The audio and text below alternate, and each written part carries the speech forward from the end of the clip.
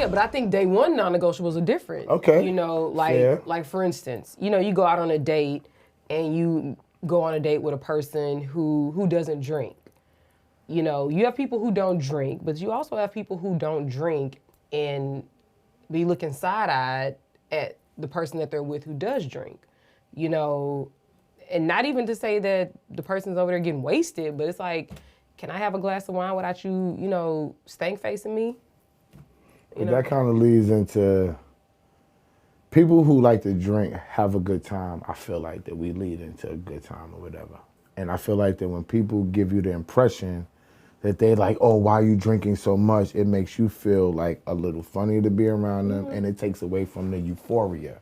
Like us people that like to have martinis and champagne is leading into a certain type of thing that we love to have, which leads me into sexual compatibility, because I feel like people who like to go out and eat and drink, we like to end our night with sex. I could be wrong, but as men, I know we like to end our night with a lot of sex. This is what we do. You know what I'm saying?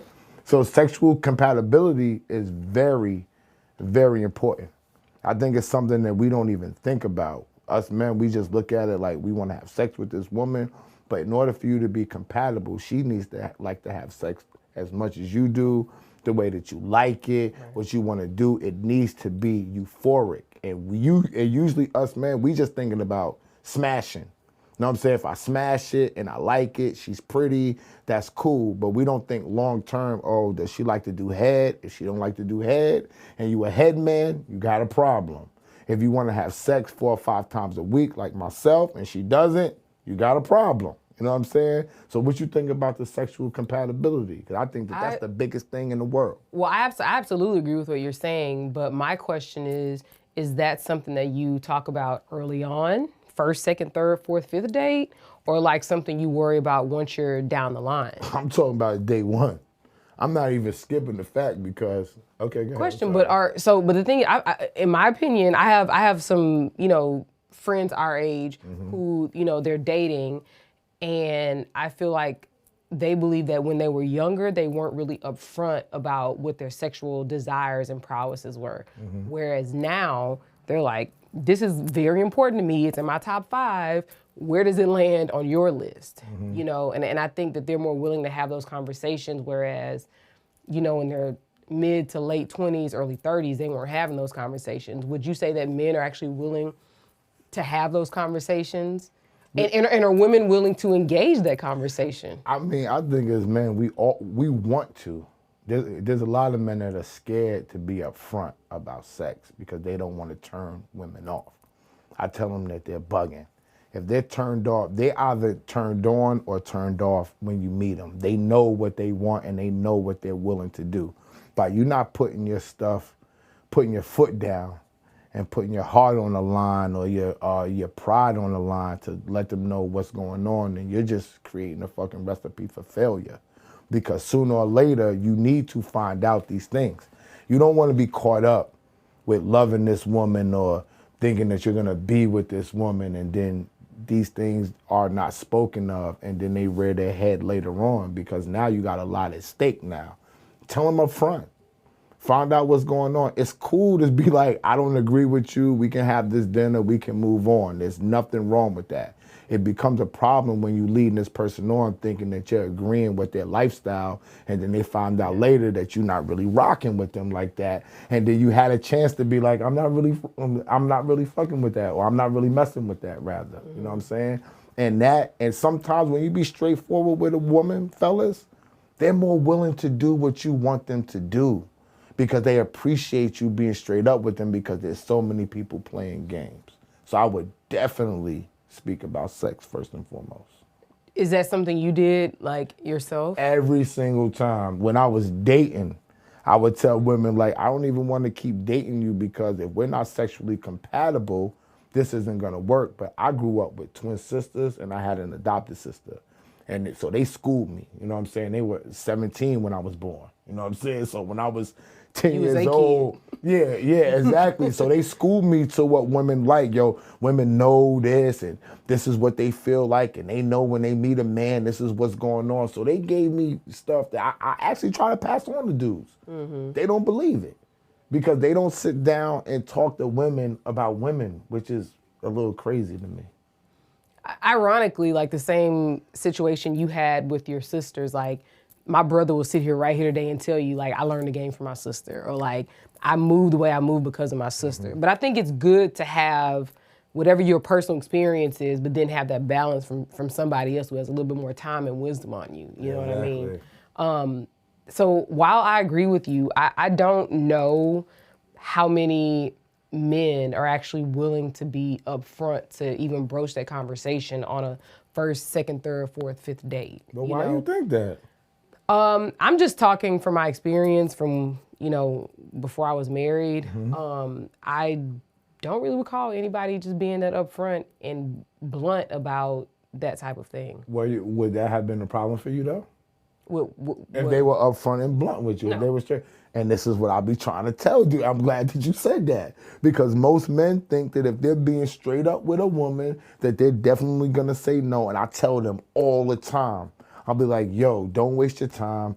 Tell her what you feel. Tell her what you want. If she's with it, she's gonna tell you she's with it. Then they're with it more than you think they are. They're human beings too. They feel what you feeling too. If you're attracted to them, 9 times out of 10, if they're feeling you, they're gonna tell you that they're attracted to you too, and they're with what you with, but you just gotta present it the right way. And people be worried about keeping their feelings to themselves instead of presenting. I don't worry about my feelings. If I say something and you're not with it, I can move on because I'm confident in myself. I know I'm a quality person. So if you miss out on me, I'm feeling like that you missing out on a quality person. So I have no problem with being straight up with you, telling you about myself or trying to find out what you got going on. That's if we're trying to go further. Okay, so we're in the same vein of like sexual compatibility. We all know that like how one physically looks has a lot to do with sexual compatibility. So would you say it's appropriate to talk about like a person's investment in their health and like physical appearance? Is that important? Physical appearance is definitely important to me. I'm not even gonna lie. But again, how do you broach that conversation? Like I mean, you're not gonna get out. Like let's keep it real. All right, you're not gonna be around me as the man that I am if you don't got yourself together.